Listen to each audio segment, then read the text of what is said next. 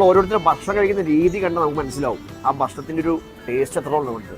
ഈ വീഡിയോ കണ്ട അന്നേ ഞാനിത് ബക്കറ്റ് ലിസ്റ്റിലേക്ക് എടുത്തിട്ടതാണ് ആ ലിങ്ക്. കാരണം ആ കഴിപ്പല്ലേ മടമടാന്നുള്ള അടിയാണ്. അപ്പം എന്തായാലും പറഞ്ഞു വന്നേക്കുന്നത് ഞാൻ ഒടുവിൽ ഈ കട കണ്ടെത്തി ഇവിടെ എത്തിയിരിക്കുന്നു. നല്ല കപ്പ, നല്ല മുളകിട്ട മീൻകറി, കൂടെ കുറച്ച് ബീഫ് സ്റ്റൂ, അതുപോലെ തന്നെ റൊട്ടി. ഈ വീഡിയോ തന്നെ ഉണ്ടല്ലോ എന്ത് പോളിങ് ആശാൻ ബക്കറ്റൊക്കെ കുഴച്ച് അടിക്കുക. അപ്പം എന്തായാലും ഈ കടല വിശേഷം നേരിട്ട് കാണിക്കാം. വാ.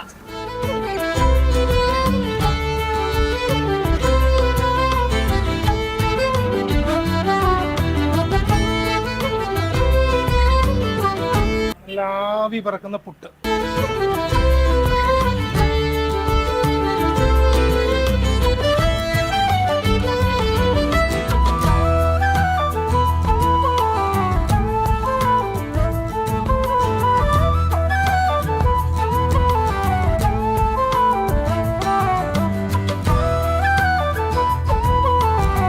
എങ്ങനെ എത്തിപ്പെട്ടു ഈ ഫുഡ് ഫീൽഡ്? ഫുഡ് പൊതുവെ ഇഷ്ടമാണ്, കണ്ടറിയാലോ. സ്വന്തമാണ്. നല്ല ഫുഡ് അന്വേഷിച്ച് നടന്ന് കഴിക്കുന്ന ഒരു കൂട്ടത്തിലാണ് ഞാനും വൈഫും.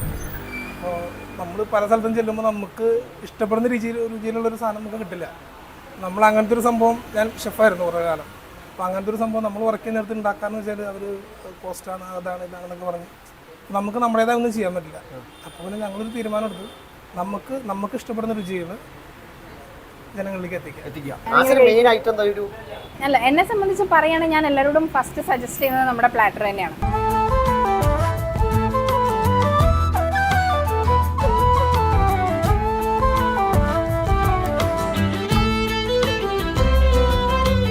നമുക്കിവിടെ മെയിനായിട്ട് കുറച്ച് കോമ്പോസ് ആണുള്ളത്. ഒരു 7 കോമ്പോസ് ഉണ്ട്. അതിൽ ഏറ്റവും കൂടുതൽ നമുക്ക് മൂവ് ആവുന്ന ഐറ്റം ബ്രെഡ് ആൻഡ് സ്റ്റൂ ആണ്. അതിലേക്കുള്ള ബ്രെഡാണ്. പിന്നുള്ളത് ഇടിയപ്പം.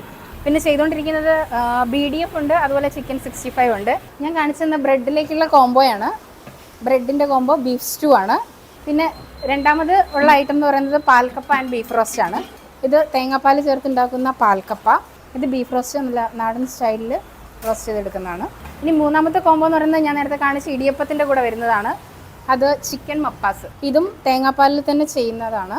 പിന്നെ വരുന്നത് അപ്പത്തിൻ്റെ കൂടെയുള്ള കോംബോ. അപ്പത്തിൻ്റെ കൂടെ നമ്മൾ ചെയ്യുന്നത് ചിക്കൻ റോസ്റ്റ് ആണ്. ഇതാണ് ചിക്കൻ റോസ്റ്റ്. നമ്മൾ നേരത്തെ എടുത്ത അപ്പത്തിൻ്റെ കൂടെ വരുന്ന കോംബോയാണ്. പിന്നെ ഉള്ളൊരു കോംബോ എന്ന് പറയുന്നത് കപ്പയും മീൻകറിയാണ്. നമുക്ക് ഓരോ ടൈമിലും ഏത് മീനാണോ അവൈലബിൾ ആയിട്ടുള്ളത് ആ മീൻ വെച്ചാണ് നമ്മളിപ്പോൾ ചെയ്തുകൊണ്ടിരിക്കുന്നത്. ഡക്ക് പെപ്പർ റോസ്റ്റ് ഗ്രീൻ കളറിലാണ് ചെയ്യുന്നത്. പച്ച കുരുമുളക് അരച്ചിട്ടുള്ള പ്രിപ്പറേഷനാണ്.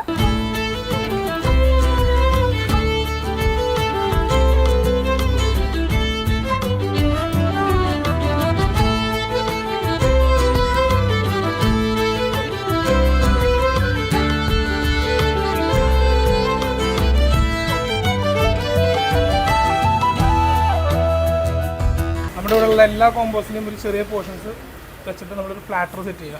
പാൽക്കപ്പയ്ക്കും നെയ്ച്ചോറിനും പറ്റിയ കോമ്പിനേഷനാണ് ബീഫ് റോസ്റ്റ്. ഇത് നമ്മൾ അപ്പത്തിന് താറാവ്, ഒരു പീസും കുറച്ച് ഗ്രേവി, അപ്പം ടേസ്റ്റ് ചെയ്യാനായിട്ട്. പിന്നെ ഇടിയപ്പത്തിന് മപ്പാസ്, ബ്രെഡിന് ബീഫ്, കപ്പയ്ക്ക് മീൻകറി. പിന്നെ ഇതിലേക്കൊരു ചിക്കൻ്റെ ഫ്രൈ പീസും കൂടെ വരും.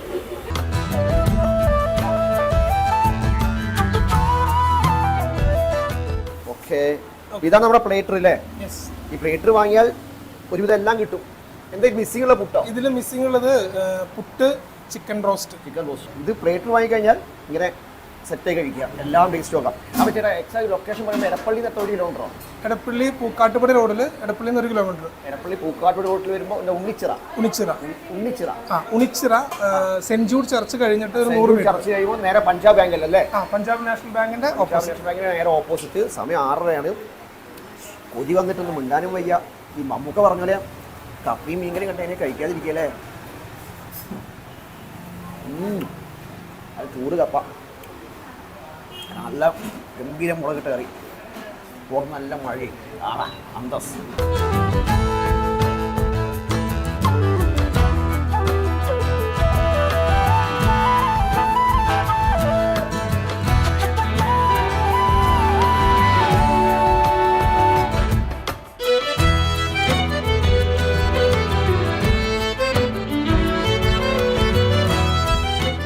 വീണ്ടും പറയുന്നു, ലേറ്റാ വേണ്ട, എത്രയും പെട്ടെന്ന് വന്നേക്കുക, കഴിച്ചോളുക.